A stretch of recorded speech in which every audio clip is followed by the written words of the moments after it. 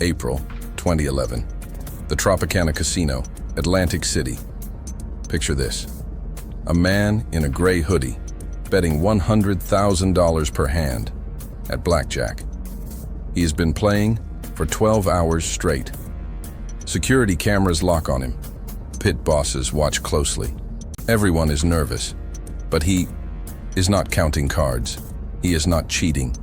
He is just winning, hour after hour, hand after hand. Midnight approaches.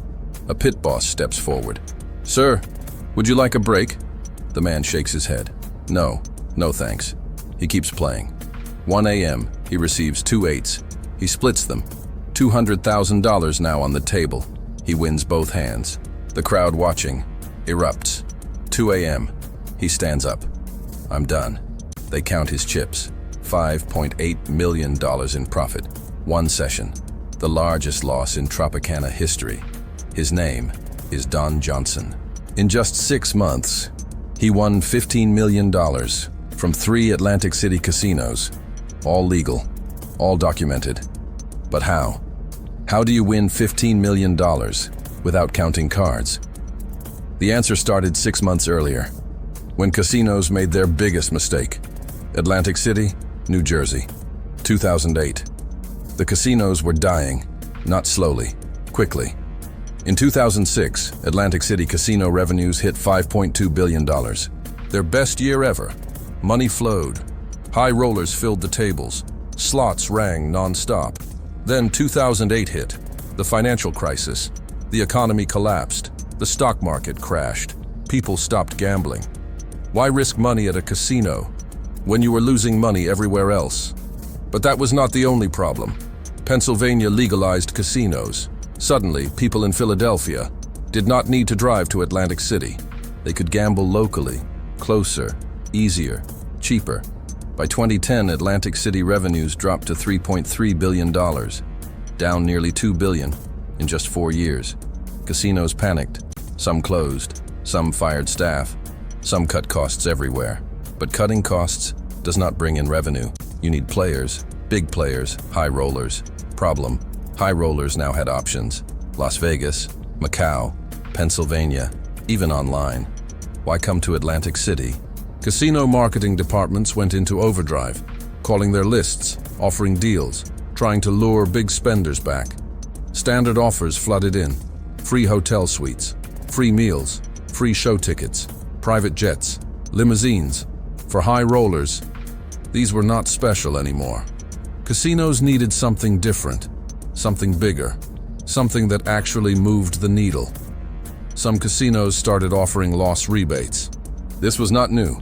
Las Vegas had done it for years. But Atlantic City had been conservative, careful, following the rules. However, desperate times call for desperate measures. A loss rebate works like this. If you lose a certain amount, the casino gives you back a percentage, usually 10%, sometimes 15%. Example: you lose $100,000. The casino gives you back $10,000. You only lost $90,000 net. It sounds generous. It sounds like the casino is being nice. But mathematically, the casino still has the edge. They are just making less profit, not losing money. At least, that is what they thought. Tropicana, Borgata, Caesars, all started offering these deals, competing with each other, trying to outbid each other for high rollers. They had a list. Known high-stakes players, people who had played before. People with money, people willing to bet big. One name on that list was Don Johnson. Don Johnson was not a celebrity, not a tech billionaire, not a hedge fund manager. He was a professional gambler of sorts. He ran a company called Heritage Development. They developed computer-assisted wagering programs for horse racing. Before that, he managed Philadelphia Park Racetrack. He served as a state gaming regulator in Oregon, Idaho, Texas, and Wyoming. In other words, he knew the gambling industry inside and out. He understood the math, the rules, how casinos operate. Most importantly, he knew how to negotiate. Late 2010, Don Johnson's phone rang. The caller ID showed a 609 area code. Atlantic City. Mr. Johnson, this is Tropicana Atlantic City. We have a special offer for our premium players. Would you be interested in discussing some very favorable terms? Don listened. He did not commit. He took notes. The next day, another call. This time, Bogota. Mr. Johnson, we understand you're a sophisticated player. We'd like to offer you an exclusive arrangement. Better than anything else in Atlantic City. Don listened again. More notes. The day after, Caesars called. Mr. Johnson, we're prepared to offer terms that we've never offered anyone before. We want your business. 3 casinos. All competing. All desperate. All offering deals. Don Johnson did not respond immediately. He did not jump at the offers. He did not get excited. Instead, he did something smart, something careful, something that would change everything. He called a mathematician, actually multiple mathematicians, Ph.D. level experts in probability theory, experts who understood gambling math at the deepest level.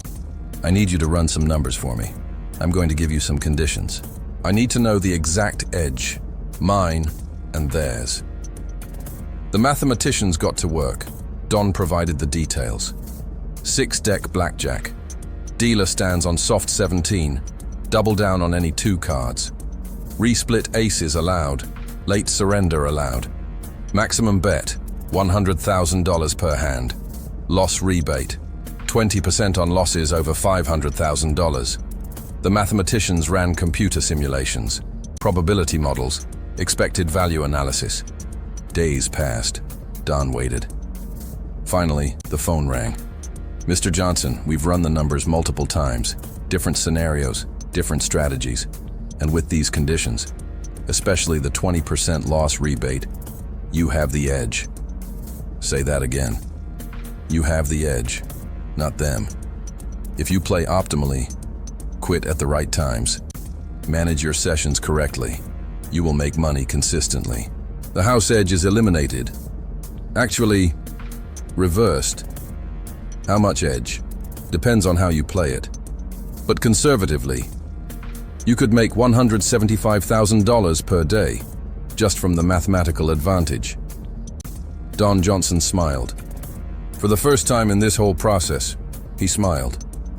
The casinos made a mistake, a huge mistake. They got the math wrong. They thought a 20% loss rebate still left them with an edge. They were wrong. But here was the catch. He needed all 3 casinos to agree. If only one signed, he might make $2 million. Not enough. If 2 signed, $5 to $6 million. Better, but risky. He needed all 3. 15 million potential. Life-changing money. But casinos talk to each other. They share information. They blacklist players. If one said no and warned the others, the whole plan would collapse. Don had one shot, 3 phone calls, 3 negotiations. Could he convince all 3? Or would they smell the trap? Atlantic City, December 2010. Don Johnson arrived at Tropicana for his first meeting. He was not dressed like a high roller. No expensive suit, no gold watch, no flashy jewelry, gray hoodie, jeans, baseball cap. He looked like a regular guy, a nobody. This was intentional. This was part of the strategy. High rollers usually want attention. They want recognition. They want the casino to know they are important. They want the VIP treatment. Don wanted them to underestimate him, to think he was unsophisticated, to think he was just a guy with money, who liked to gamble. The casino host greeted him. Mr. Johnson, welcome to Tropicana. Let's discuss your playing arrangement. They sat in a private office, contract on the table. The host outlined the offer. 20% loss rebate on any session where you lose $500,000 or more. 6-deck blackjack with favorable rules. Maximum bet, $100,000 per hand. Requirement, $1 million front money deposit. Sounds good, Don said casually. But I'd like to adjust a few things. What did you have in mind? First, I want the dealer to stand on soft 17, not hit, the host thought. This was unusual. Most casinos have dealers hit soft 17. It gives the house a bigger edge. But if they wanted Don's business, okay, we can do that. Second, I want to be able to resplit aces. Again, unusual. Most casinos don't allow this. We can accommodate that. Third, I want late surrender available. Done. Don was asking for rule changes that reduce the house edge. Each one shaved off a tiny percentage. Separately, they seemed minor. Together, they were significant. But the casino didn't see the danger. They were focused on the $1 million front money, on the potential of Don losing big, on getting a whale to their tables. They thought these rule changes were just preferences, like asking for a softer pillow in the hotel room. They didn't realize these rules, combined with a 20% loss rebate, flipped the edge entirely. One more thing, Don continued, the 20% rebate. I want it to apply per session, not per trip, not per month, per session. The host paused. This was important. What do you mean? I mean, if I lose $500,000 in one session, I get the rebate immediately. Then the counter resets. If I play again the next day, it's a fresh start. The host calculated in his head. Thought this didn't change much. If anything, it encouraged Don to keep playing, keep coming back. Agreed. They signed the contract.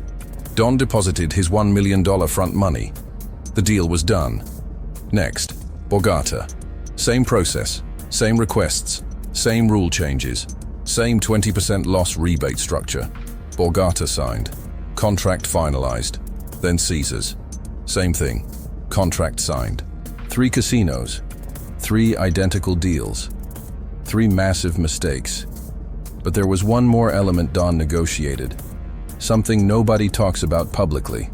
Something he mentioned in private conversations later. Something that pushed his edge even higher. Show-up money.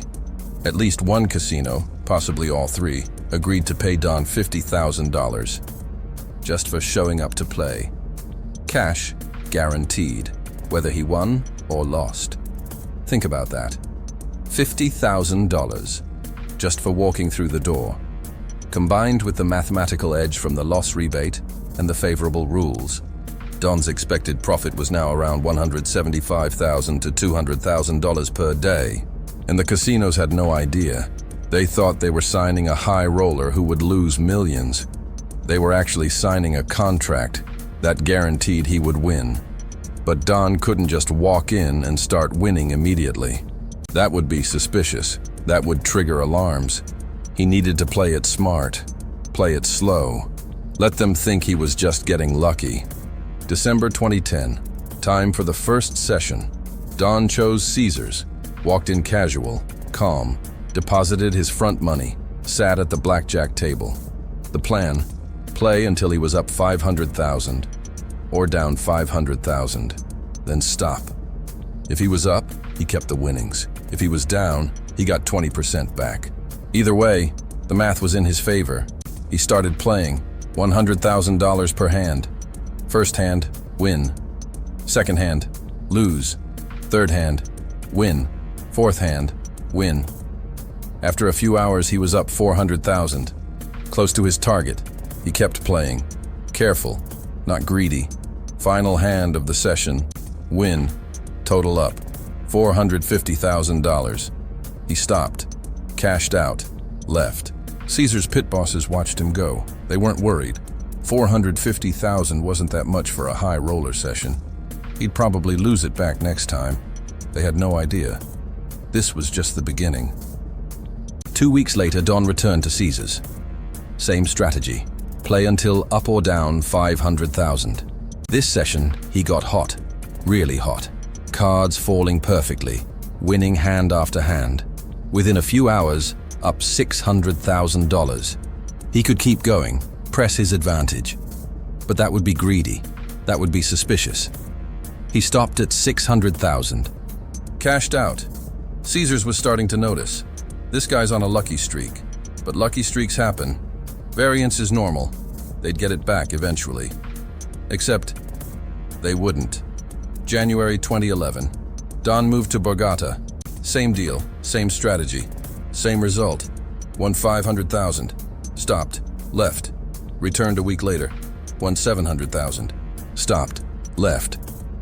Borgata was watching now. Is he counting cards?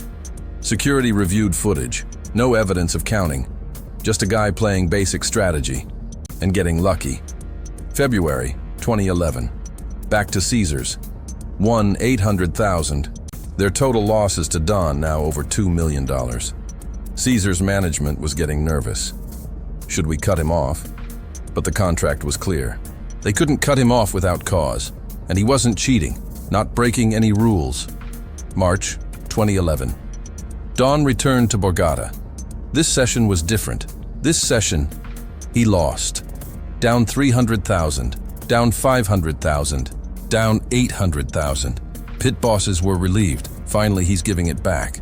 Don stopped at 800,000 loss. Cashed out. Sort of. According to his contract, he got 20% back. 800,000 multiplied by 20% equals a $160,000 rebate. Net loss, only $640,000. But here's the thing. Over his previous Borgata sessions, he was up $1.2 million. Even with this loss, he was still up over $500,000 at Borgata total. And he was building credibility. They saw him lose. Now they thought he was just a gambler. Win some, lose some. Normal. They had no idea. He was executing a mathematically perfect strategy. April 2011. Time for the big one. Don chose Tropicana for his largest session yet. He'd been building to this, setting it up, making sure they trusted him, making sure they thought he was just lucky. Now he was ready to go all in. April 2011, Tropicana Casino, 10 a.m. Don Johnson sits down, 6-deck shoe, hand shuffled. First bet, $100,000. First hand, blackjack. Natural 21, wins $150,000. Second hand, win, $100,000. Two hands, $250,000 ahead. Pit boss watches, normal variance, happens sometimes, but Don keeps winning, not every hand, but more than he loses. 1 p.m., 3 hours in, up $1.2 million. Crowd gathering, people watching, whispering, security reviewing cameras, looking for card counting.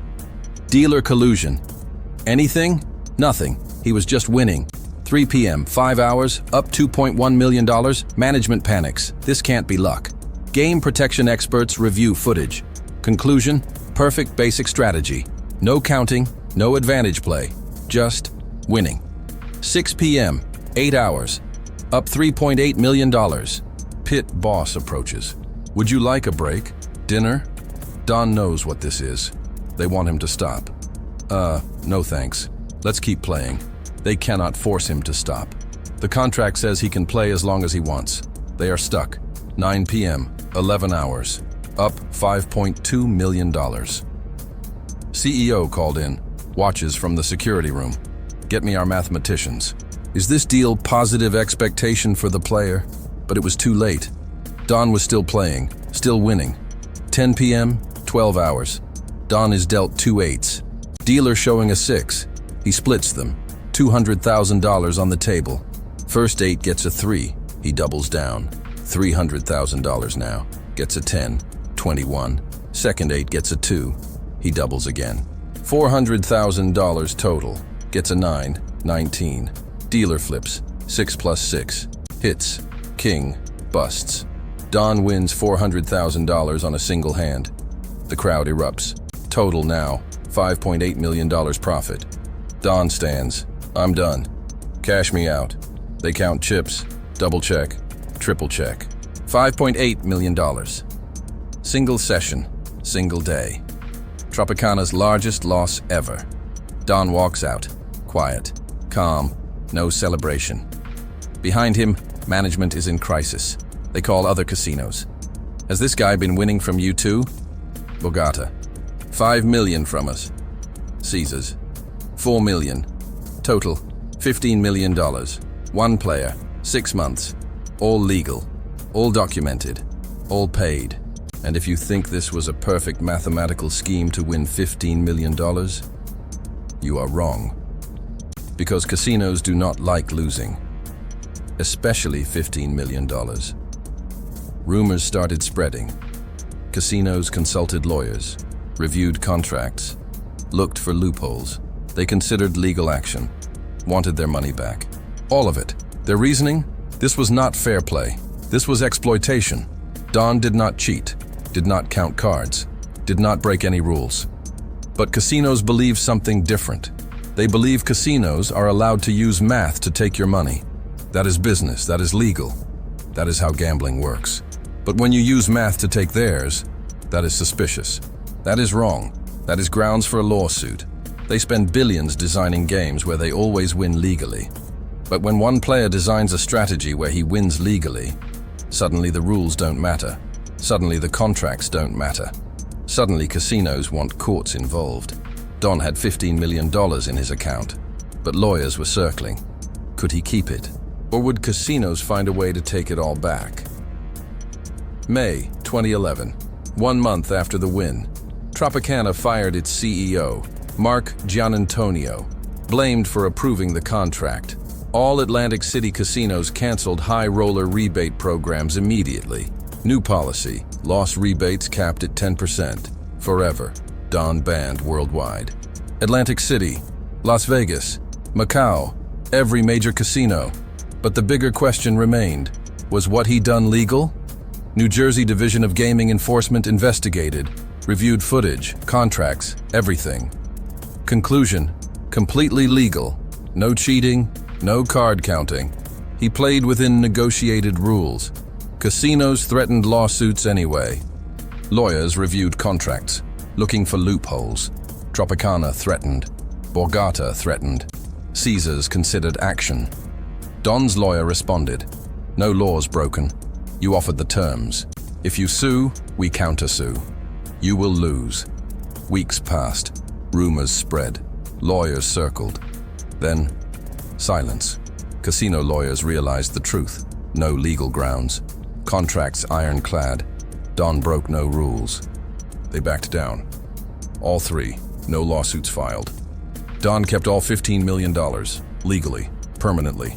Casinos spent decades teaching people one rule. The house always wins. Don Johnson just proved them wrong.